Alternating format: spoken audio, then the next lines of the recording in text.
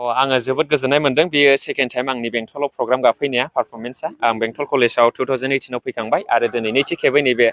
अन्थाइबारि माया क्लाबनि जे खुंफुंजानाय फुटबल टुर्नामेन्ट जेनै इउमेन फुटबल टुर्नामेन्ट दिनै बेयाव आङो सिंगार हिसाबै एसे कमेडि खालामनो हिसाबै आं फैदों बिराद मोजां मोनदों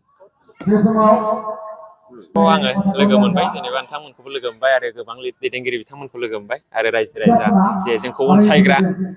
बिथांमोनखौ लोगो मोनबाय नोंथाङा मा पारफरमेन्स खालामखो आं बेयाव कमेडि फंनैसो होननानै आङो मेथाइ रोजाबबाय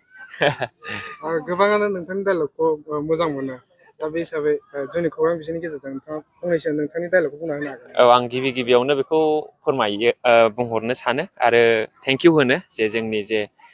डायलगफोरखौ जे अनसायनायनि थाखाय रायजो राजा बिथांमोनखौ बयखौबो हामबाय हरो आरोखि हामबाय होनो नोंथांनि मोजांसिन मोननाय डायलगखौ बुंनानै होनो हागोन साख्रिल' मोनग्रोथोंना फिथाइ सामथाइल' जागोन आङो नासपति काजु बादाम आपेल आंगुर बिदि आरोखि दासान्दि माबाफोर